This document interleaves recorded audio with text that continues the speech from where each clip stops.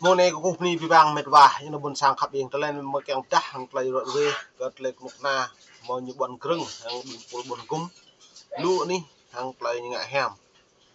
doนั้นra này mệt vả tao bố hiếm bạn tao bố ra này cầm lấy nhiều pi bằng pro cái nhiều buồn này lại còn làm lợt cái nhiều pu gấp thêm mông lại doนั้นđể gan nhiều gấp thêm mông tôi xem mà pro lầm đá đi càng cả buồn sang tao bố lại rồi lại tiếp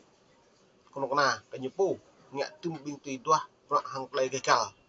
mang lần lu cái trái lại chính trái đẹp nar có nhiều tu cái pick pat nhiều tu tùy tua nhiều tu xem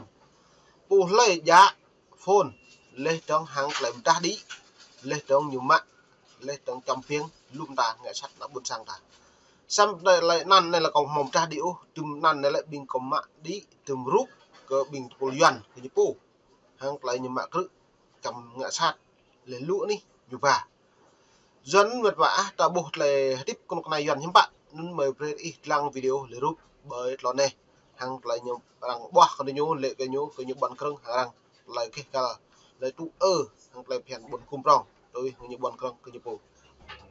Việt Nam bắt giam và xét xử nhà hoạt động Nguyễn Ngọc Ánh là tùy tiện, vi phạm các công ước quốc tế về nhân quyền. Nhóm công tác về bắt giữ tùy tiện của Liên Hiệp Quốc WGAD đưa ra bản ý kiến số 43/2022 về trường hợp của ông Nguyễn Ngọc Ánh, người đang thọ án 6 năm tù và 5 năm quản chế tại Việt Nam về tội danh tuyên truyền chống nhà nước. WGAD cái bồi à pi bằng pro lại rẻ là lại và ngạ hàng lại pro mạ cứ bồ màu lại hiền lại cho hàng lại bồn hàng lặp dự hàng lại hiền lắm được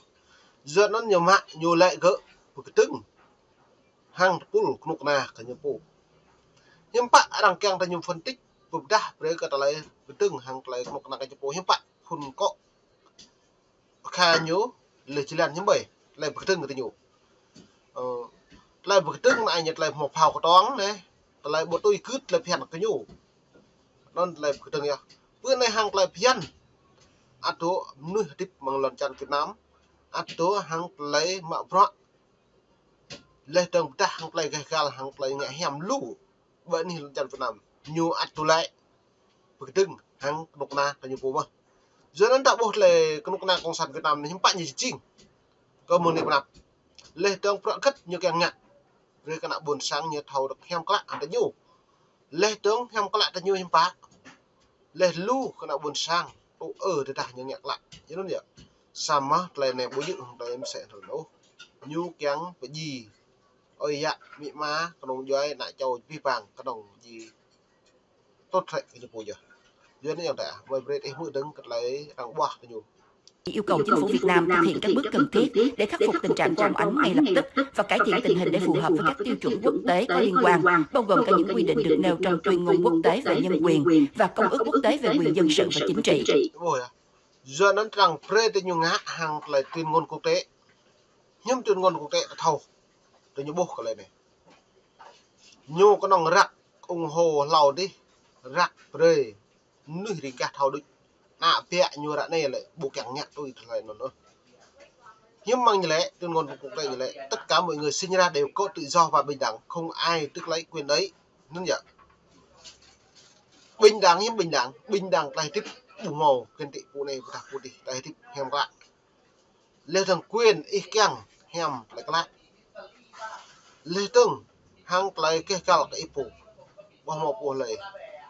bố mò căn bố lấy là mặc tự ý ngày sạch xăm đây nhật tước hị quyền nân tự hị lưu cái nào buồn sàng ta những em sẽ nân nân một vài dưới đây lại này mày bổ lùm ta lại bổ kia lộ bổ cal bằng đường lập úp đi bằng nó con sản Việt Nam nó nên một niệm nạp lưu dòng tây buồn sang mong ta nhà đề ca ta lệ tiếp hàng duyên ác có bổ đi bằng bổ một lên ác sam ta là có độ duyên như pu nhu cần bay chết cái này chỉ này mong cái nhà nó buồn sang tập bồ này hiếm đặt họ ở nhiều para tạm sao giờ nó không lấy cái cal mềm đúng hàng lời rồi với đi cả điếu kèng với nhiên lòng các lại lấy pu như tiếp hàng duyên hèm các lại như lệ lấy pu như mọi loại duyên lúc nào con sán chứ hèm biệt giờ nó về về đây pu lăng lấy mà mong nụ lau tu rồi này hiếm bạn họ cất nạp mong cái nhà nó buồn sang ta tụ dọa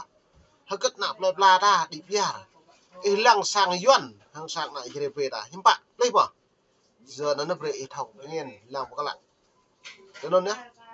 nhiều lệ play tùm tự tùm đơ đùm đã ra lâu đi nhầm gỗ cái nạ riêng buồn sang ra nhưng bạn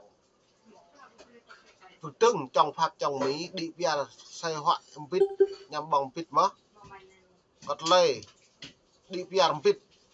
nó là nhập nhập xăm pi bằng phọ mò mất lớn bộ mẫu nó ra này doan nhủ cái từng về càng một là ngày dọn lại chơi về ta là một điều từng thứ ra ta một từng ra đây hiếm bạn nạ buồn sang này mau như rút qua điện thoại mạng pi lời phép đi giao được sạ giao của huyền giao tình tập năng phải tập rút gì trời à lên trong lư neo bộ đội cái gì hiệp bộ đội đi lễ giao được sạ nghệ rau cái buổi à nó này doan như á đang đi đó này mạ mồi doan nhiều cái buổi à giờ nó mày prét mỡ đấng hàng lại nhó đang bỏ thế nhủ không có đảng không sắm thế nào.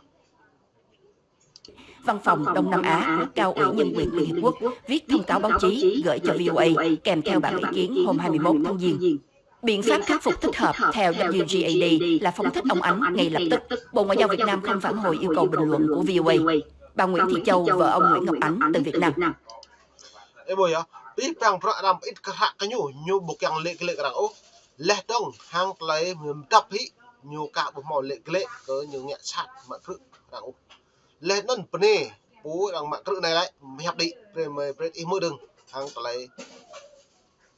hàng lấy kia cao nhiều ngạn này coi nó lại con nòng nuôi con nòng lấy mạ mà lệ đông lấy rồng nông nọ đôi bộ màu mạ măng lấy lúc na lệ cái từng từ nhiều tôi đã bổ rút lệ đông hàng lấy rồi về yêu cầu đặt nữ Việt Nam phải bắt chồng em vô điều kiện phải chồng em chỉ lên tiếng bảo vệ môi trường và bảo vệ cho đất nước Việt Nam ngày càng tốt đẹp hơn, chứ chồng em không có làm gì sai để phải nhận vào làm 6 năm tù giam và 5 năm quản chế. Ê bùi á, vấn đề nhô rạ rồi có trả lấy coi nhung á bộ màu sót lấy phiền ô vừa ta càng play hem đi gạt lời lần cha lục đá Việt Nam đối lê tương vừa ta lấy lu đi cơ ta lấy súc cái sắc lê tương hàng ta lấy trăm gram càng kê gồm vừa ta bộ này đằng đi coi cái này lại xem bại như lệ bộ này từng cực rộng lục đá cái nhiều bộ giờ nhưng bạn tôi đã bổ mệt vá lời này á còn nông con sản Việt Nam nhô bố keng và hem nhô bố keng gật ô lê bố lệ nhô keng và hem là nhiều mạng cự bực từng như lệ từng cái nhô keng prai cái nhô ấy lực cái nhô giờ đến đây đã bố lần chào Việt Nam hiếm phải lại mừng đi bạn như đi bia mà lê từng hiếm bảy anh lại chặt kamar càng tiếp như lúc đó mà giờ đến đây bố mừng đi bạn chứ bố lù lỏng nuôi chỉ bố mà chặt một cần bố đuôi tiếp lần chặt Việt Nam lau như ray như phu lê trong nước buồn sang tung thò lúc họ đi chả vùng đơn trang dịch viện đợi vi vợ đi đơn ra buộc càng tổ tích hàng thành nhiều kẹo hơi trái buộc nó đẩy mỗi đừng hàng lấy phù này làm mọi cự này như đoạn về cơ ta lấy nhiều cả coi bùng một lấy sóc sam ta cự có năng cầu hàng lấy kẹt nhẹ hem ta lấy sục rụng lê trong lần cha hem lại đuổi. WGAD lưu ý rằng ông Ánh là một trong số các trường hợp được đưa ra trước nhóm công tác trong những năm gần đây liên quan tới việc tước đoạt quyền tự do của con người một cách tùy tiện, đặc biệt là những người bảo vệ nhân quyền ở Việt Nam. Và mô hình này cho thấy vấn đề mang tính hệ thống mà nếu tiếp tục có thể dẫn tới vi phạm nghiêm trọng luật pháp quốc tế.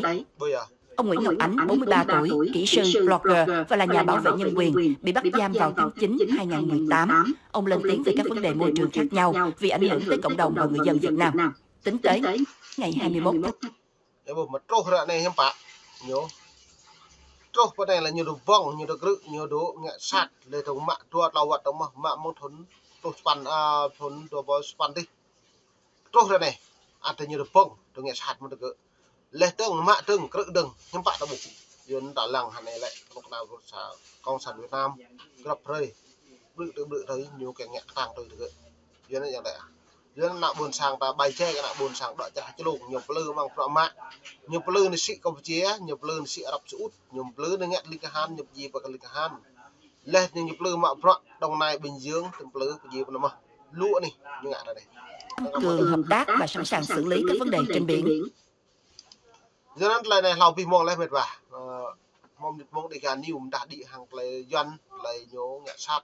lúa này lục lấy hàng lấy pray cái này chỉ chăn bột sang vật duyên vật trái cái mà nó này chỉ về đọc đi tiếp ú lên trong một mà đi và đạp vào này mong này đi cả níu mong nít mong mình ta đi về cái khắp lăng khắp cái mong về buộc lặng còn lấy tiếp duyên đang bỏ tới nhiềuนี่ละบ้านนี้ระบบไลฟ์ไปอีกกับพาลูกด้วยไปบุกวิดีโอของmìnhกันเลยไปhọc mạngอีกกับลังไปhọc mạngบางทีนับดีอีมอดเลยพิงกับไพโมเป็นตรงนี้นี่ละบ้านนี้ระบบไลฟ์